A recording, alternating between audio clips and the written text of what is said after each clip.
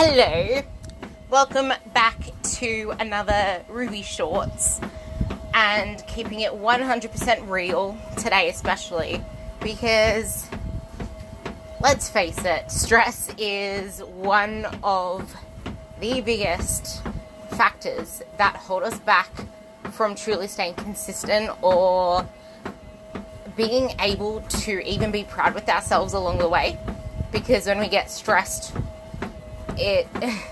our cognitive processes, they just don't do what they're supposed to do anymore, and we become a lot more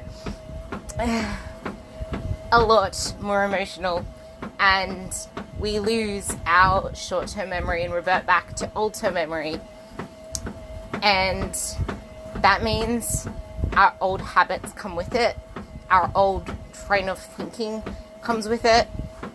So a lot can actually be a side effect of just being a clusterfuck of stress, to put it quite simply.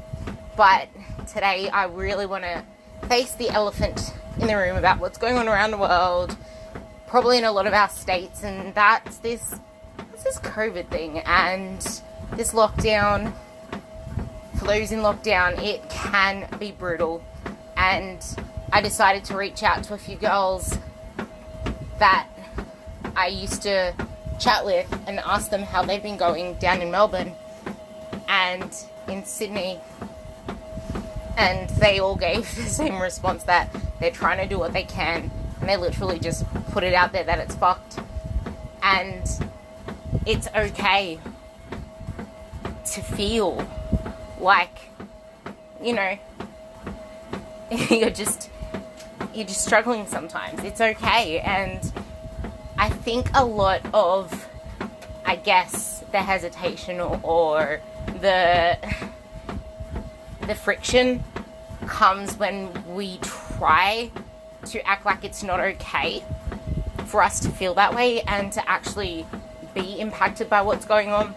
And then sometimes we try to justify that, hey, nah, we can't feel this way because this person has it worse than us, or those people have it worse than us. But no, everyone's fighting their own battles, and someone's hard may not even be hard, but to them it is. And it's the same with wins. Someone's win may be something super simple to other people, but it actually means a big deal to them. And that's something I come across a lot with my girls.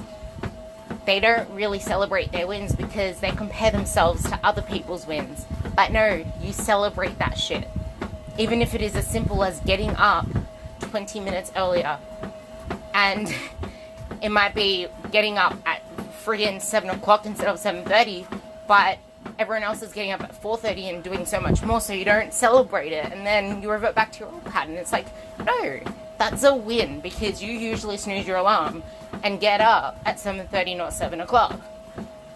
So it comes down to just not comparing yourself.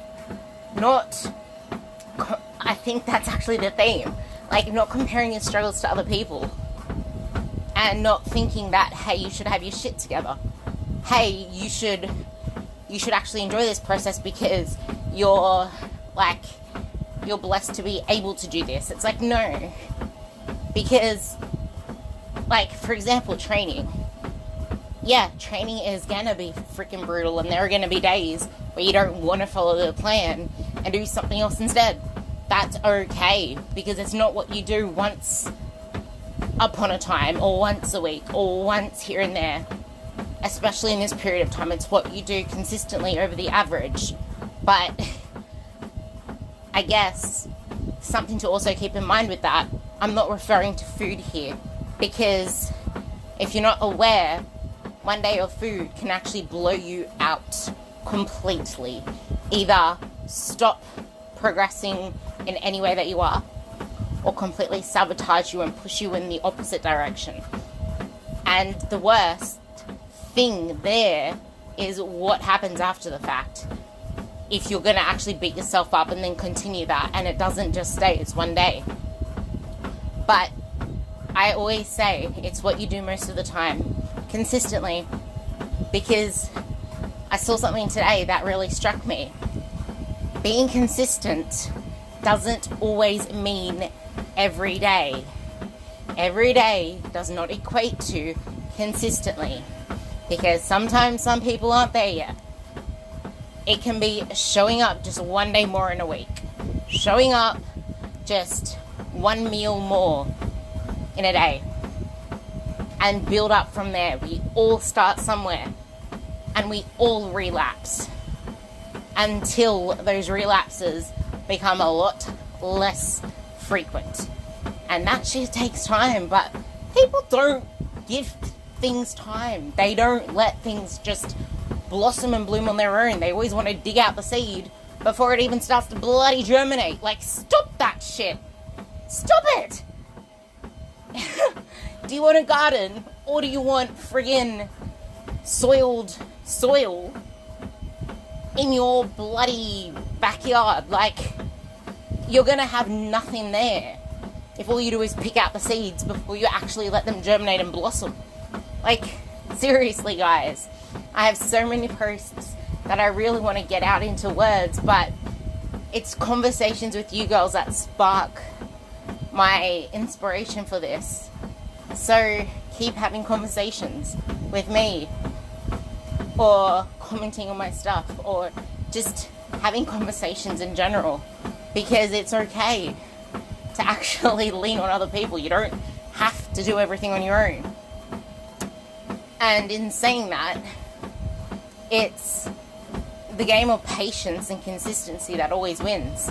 Because I actually have a post coming up on this. Everybody can smash their workouts, train intensely, and eat nutritiously for a day. Everybody can do that. That's easy. Maybe they can do it for 2 days. Maybe they can even do it for a week. But not everybody can do that same shit consistently, because consistency wins. But here's the other catch. What turns so many people off is the fact that they think what they're doing now, what they have to do at the start, is how the rest of their life is going to be. So they immediately put themselves into a restrictive mindset, because they think that this is the way for the rest of their life. But no, it's not. That's a mindset you're putting upon yourself. And that's why I just put up a reel about the dieter's mindset. It's the one where you're seeing me dancing with Kiara, if you want to go check that one out. But you need to stop the dieter's mindset. Yeah, you want to lose weight, but you want an actual weight loss mindset, not a dieting mindset. Because the thing is, a lot of people don't actually know what it takes to sustain weight loss. They know how to do it short term, maybe for a year, but then what? Like, there are multiple cases I see people, especially people that just go diet or want to lose body fat for the sake of getting on stage. They sign up with a coach and they just stay with them for the diet. Then after the diet, hey, I don't need you anymore, coach, bye. Next minute, yep, they haven't got the proper processes out of it, because comps aren't sustainable. And if you haven't yet, like, that's just one example, but I should actually I'll put it up eventually, but you will never look the way that you want to look after losing fat the first time. You will never look the way you want to look after one fat loss phase. A lot of people can't even start their journey in a fat loss phase. But that's not to say they won't lose fat in the process. It's just, it's more a recovery phase. And you have to be more patient. Recover your body, recover your metabolism, recover everything that needs recovering. Most likely your mindset.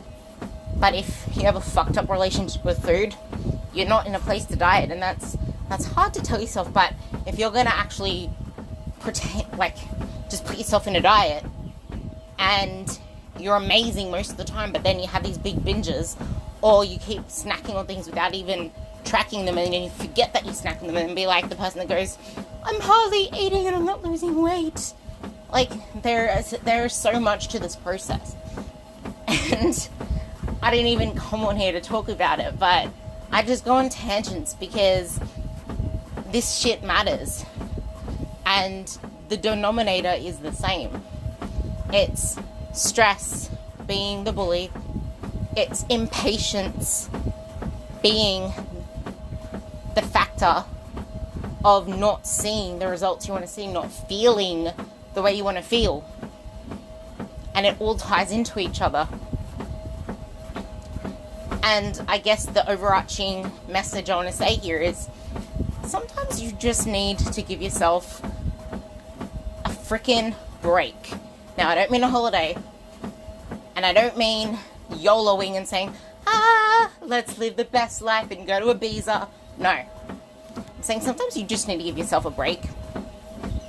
Because we all need different things. Stop comparing yourself. What you need is not what Jenny needs. What Jenny needs is not what Catherine needs. What Catherine needs is not what Karen needs. And what Karen needs is definitely not what bloody Susan wants. Or Susan says. Because it worked for Susan. So keep that in mind. Love you all. And have a lovely rest of the day or lovely sleep whenever you're listening to this.